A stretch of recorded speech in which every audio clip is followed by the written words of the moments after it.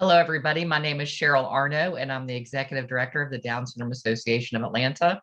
And I'm also a consultant for the Georgia Inclusive Post-Secondary Education Consortium at Georgia State Center for Leadership and Disability. And this is my friend, Darien Todd. Hi, everyone. I am Darien Todd. I work at the Center for Leadership and Disability at Georgia State University as their community advocate specialist.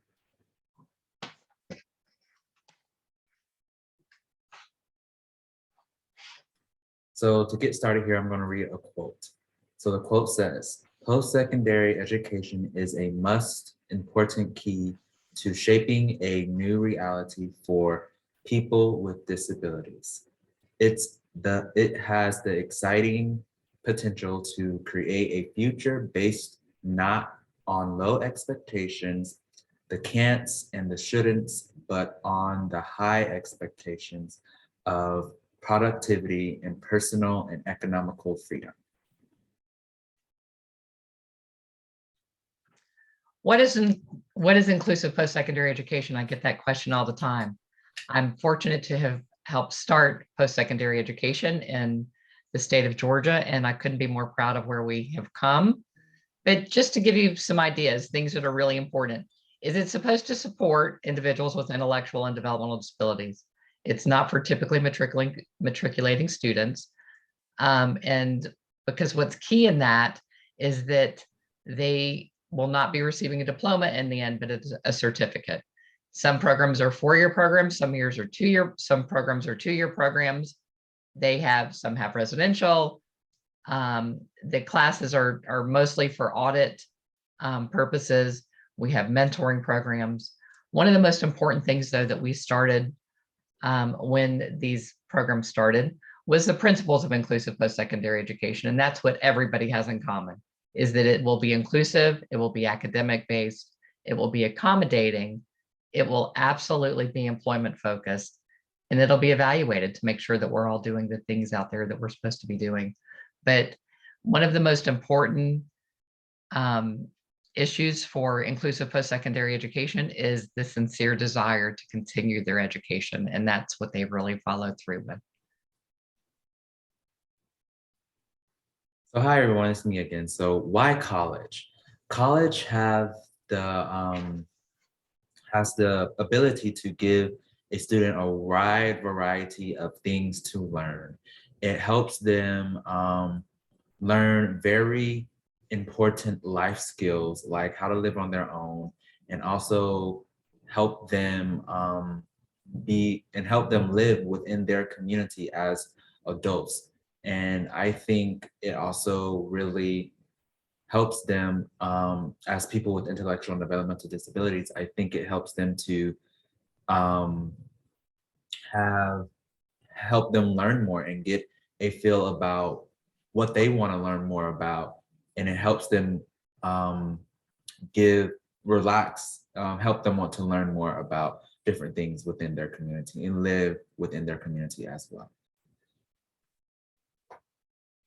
So one of the things that we're asked as consultants is, kind of what are you going to learn in higher education, and why is it important? And as Darien just explained to you, why college? It's not right for everybody. And I think that that's also one of the keys that you have to keep in mind when you're either attending a post-secondary program or you are encouraging somebody to do so.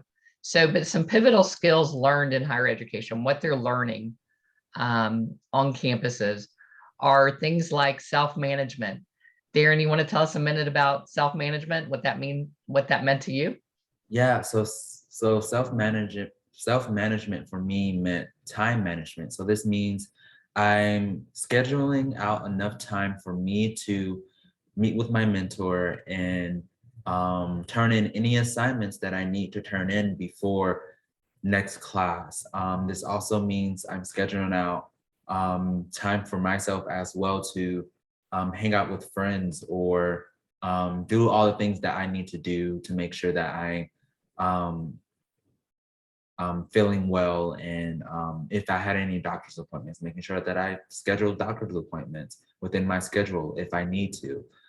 So yeah, that's what self-management means to me, is scheduling out time to do all the necessary things that has to do with self-care and also any assignments that I need to do before next class. So self-management is something that would be important to any student going to college.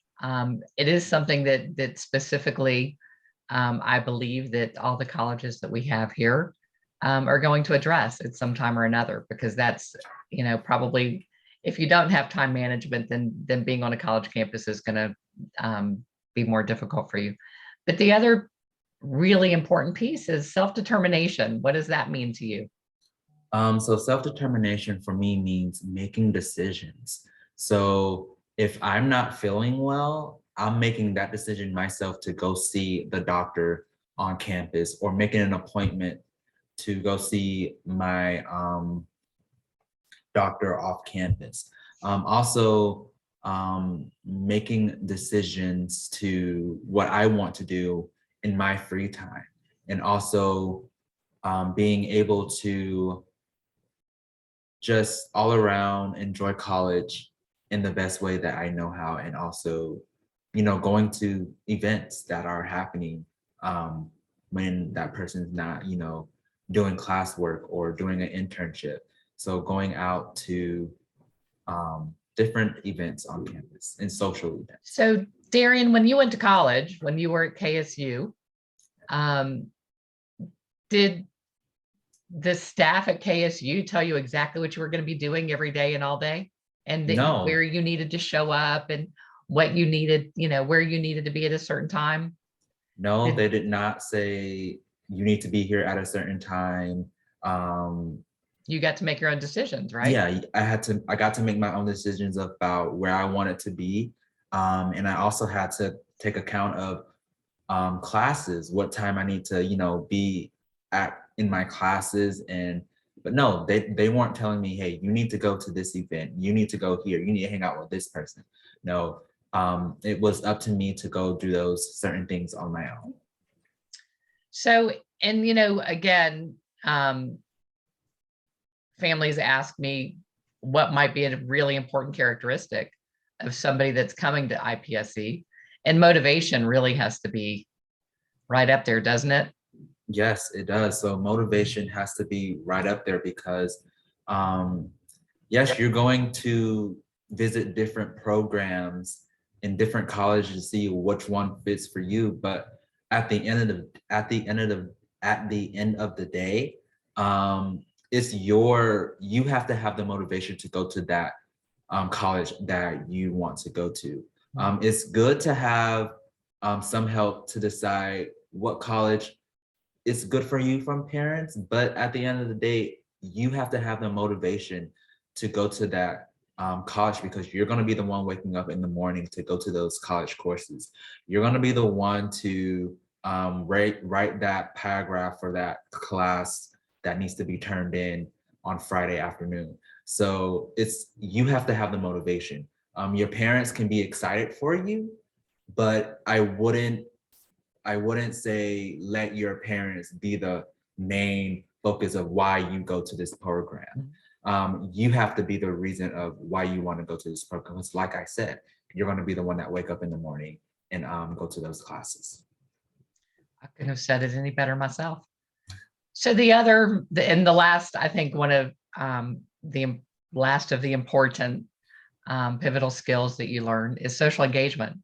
Not just how to make friends, but how to initiate friends, right? Yes.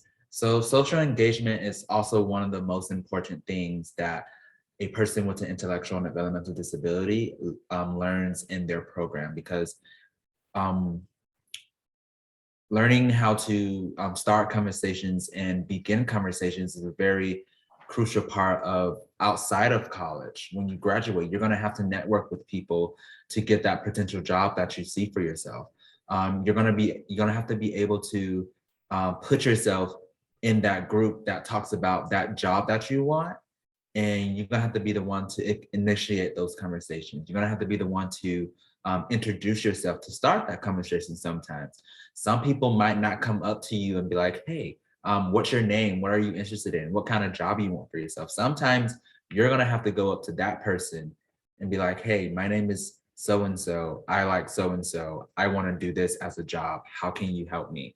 So social engagement is a very crucial part in learning about what that's, yeah. Oops, that way. Okay, so when we first started 10 years ago now, I couldn't have imagined in a million years that we would have this many colleges, not to mention the major universities in the state of Georgia. So Kennesaw State, Georgia State, East Georgia State, Columbus State, Georgia Tech, University of Georgia. Albany Tech is our only technical school right now. Georgia Southern University, University of West Georgia. We're very excited to announce that this fall Georgia College will be on board, and we have heard from Reinhardt. So this is my commercial, is that if you know of a college that's kind of in your general area that's not listed here, we are happy to make connections, and we're always looking to grow. But what's really exciting is that look at all the different opportunities that people have just to stay in the state of Georgia. So it's really important. So every college has something different to offer, just like you would have any other student look at. Make sure that you check them all out. Keep doing that. Operator error. Anyway, so just some very quick facts is there's 270 colleges in the country that offer IPSC programs. So if there's not one right for you in the state of Georgia, there's certainly one somewhere in the country. There's 9 IPSC programs here in the state of Georgia currently, and we're continuing to grow. 58%, this is one of my favorites, 58% of graduates of Georgia IPSC programs are employed. That's a really big number, and we're quite proud. And they start working on it at many of the colleges the day they start. It's not an internship program your senior year. Internships are starting as early as school starts, so they can get to know what their hopes and dreams are. And it's all about self-determination. This is not what any college believes is the right place for you to be. It's what your individual will want to study and to be a part of. And I can't wait for Darien to tell you kind of how that story looked for him. $500,000 from the Georgia legislature is to be used to programs and develop and provide scholarships through the Georgia State Legislature, which we are very appreciative of. And we are looking to grow that as well as we grow more students. So this is my favorite part of the session is Darien's going to tell you about his experience and how it changed his life. And it's without further ado, Darien. Yeah, so like Sheryl said, this is her favorite part. So how did IPSE change my life? So first and foremost, it gave me the opportunity to step onto a college campus, to let me know what it's like to go through college and have that college experience, and also being having the opportunity to use a lot of accommodations that the program was offering me to do potential classes that I know that I wanted to do while I was in college. The other thing was it gave me the opportunity to make new friends and also make lasting connections. So when I say make friends and connections, this means it gave me the opportunity to make connections for myself to help me get a job, to help me see what kind of job that I saw for myself. And also it helped me, like Sheryl talked about internships, it helped me get internships and talk to my academic advisors to see what kind of internship that I wanted. Now, I always like to say, giving this part of the presentation is when I first started, my major wasn't public speaking and wasn't advocating for people with intellectual and developmental disabilities in IPSC programs. My major was fashion. So like any other graduate that goes to a college or a program, your major will change. Like mine changed to public speaking from fashion, because I really thought I would like to do fashion, but I fell in love with IPSC and advocating for people with intellectual and developmental disabilities. Alongside that was, it made me feel comfortable about learning again. And like I said about accommodations, those accommodations made me feel comfortable to do those homework assignments that I knew that the professors will be giving. And it also helped me to do my best with those assignments, and give my all to those assignments. And it also made me want to learn more when I graduated from my program. So when I graduated, I learned a lot of other things. I did a lot of other programs too. So one program that I did was with Georgia State was Georgia Lend. And I also did the AUCD program that also Georgia State provides to their students. And I also did my voice, my participation, my board when I graduated college as well. So like I said, it gave me the confidence to learn more when I left my program to learn more, because when I first started, I was always thinking like, how can I do these assignments? Who will help me with these assignments when I needed to do them? So like I said, it gave me the comfortable and it gave me the confidence of learning again. And towards the end, I was also wanting a job in advocacy. And luckily I got that job. I got that dream job in advocacy because right now I'm working at the Center for Leadership and Disability at Georgia State University as a community advocate specialist. And with that role, I sit in a lot of different meetings that has to do with advocacy and also talks about IPSE programs. And I also do a lot of other things. And I'm also a part of a lot of other projects that talk about IPSE programs and how we can advocate for our people with intellectual and developmental disabilities in Georgia, and also shining a light on IPSE programs because those are very important programs and we really need to have them for the long run for our students that are looking for going to college that have intellectual and developmental disabilities. And you can go now with these programs. So we should really keep these programs in the loop. So that's how IPSE changed my life. And when I say IPSE, I mean inclusive post-secondary education. But that's how IPSE changed my life in a short synopsis in this PowerPoint. Thanks for listening. Darien, let me ask you something. Did you always know that you wanted to go to college?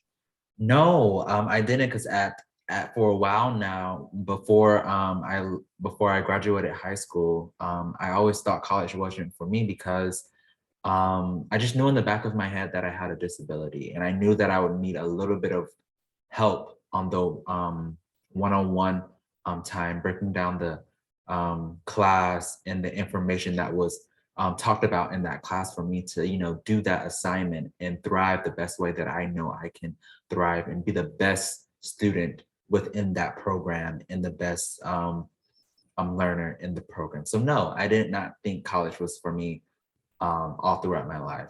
I remember as clear as day, I got it. My mom picked me up from high school and I told my mom, I was like, hey, I don't think college is for me. And she looked at me and said, okay, well, we'll figure out something. And I also like to say, like, if you don't think college is for you, that's okay. And it's all about having a support system that can help you look at different outcomes that you can do to, have a meaningful, successful life in anything that you want to do. And if you want to start a business, go ahead. And if you think college is for you, go ahead, go to college, take all the classes, take all the courses that you think can help you be the best you that you know you can be and be more successful in your work life or business life or social life. So yeah, I didn't really think college was for me all the time throughout my life. And you're a proud graduate of Kennesaw State Yes, I am. Academy. Go Owls. Go Owls. Okay. Thank you so much for sharing that. I learned something new every time. Okay, so resources for families or staff I would tell you to start out with the Georgia Inclusive Post-Secondary Education Consortium, and you can get all the information there. Think College is kind of your national, everything you ever wanted to know about post-secondary education and all the programs around the country. They are our guiding light, I think, for post-secondary education, and certainly an unbelievable resource for all of us. We're assuming that there's no questions. And certainly if there are questions, you can reach out to either Darien or myself at any time, and we would be more than happy to answer your questions about post-secondary education. So thank Yes. y'all for listening today. We are very excited always to share this information, and we hope that that information will come to you. And if there's anything we can do, please don't hesitate to reach out. Thanks so much. Thanks.